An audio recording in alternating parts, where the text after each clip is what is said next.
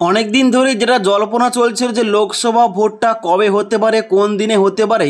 তো গতকাল অর্থাৎ 16ই মার্চ 2024 তারিখে ফাইনালি নির্বাচন কমিশনের তরফ থেকে অফিসিয়ালিভাবে ডেট অ্যানাউন্স করা হয়েছে।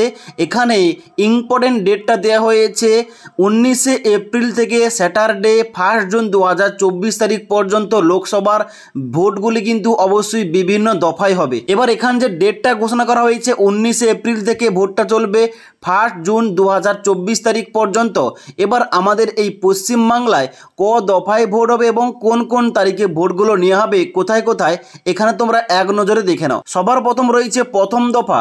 এই প্রথম দফায় কোন কোন কেন্দ্রে ভোট হবে? কোচবিহার, আলিপুরদুয়ার, জলপাইগুড়ি, যার জন্য তারিখ নির্ধারণ করা হয়েছে 19 এপ্রিল। ওকে। দ্বিতীয় দফার ভোট হবে রায়গঞ্জ, বালুরঘাট, দার্জিলিং, যেখানে ডেটটা রয়েছে 26 এপ্রিল। তৃতীয় দফার ভোটটা গ্রহণ করা হবে মালদা উত্তর, মালদা দক্ষিণ, মুর্শিদাবাদ এবং জঙ্গিপুর, যেখানে ডেটটা অ্যানাউন্স করা হয়েছে 7ই মে 2024 তারিখ।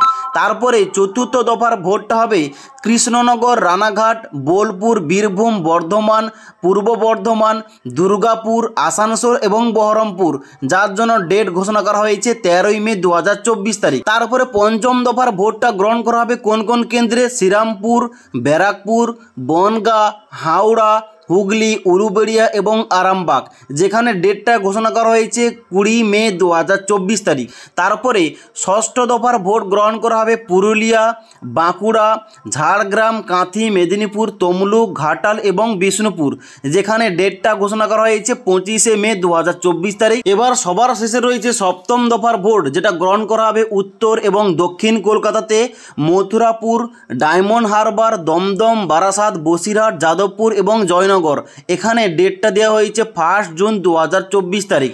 এবার যখনই এখানে 19 এপ্রিল থেকে 1 জুন 2024 তারিখের মধ্যে সমস্ত দফার ভোটগুলো কমপ্লিট করা হবে, এখানে তোমাদের গণনা কিংবা রেজাল্ট ঘোষণা করা হবে 4 জুন 2024 তারিখে। তো এক নজরে আমরা দেখে নিলাম এই ভিডিওটিতে যে আমাদের পশ্চিমবাংলায় 7 দফায় যে বিভিন্ন কেন্দ্রগুলিতে ভোট নেওয়া হবে, কোন কোন ডেটে, কোন জায়গায়, কোন কেন্দ্রের জন্য ভোট নেওয়া হবে তোমাদের বলে দিলাম।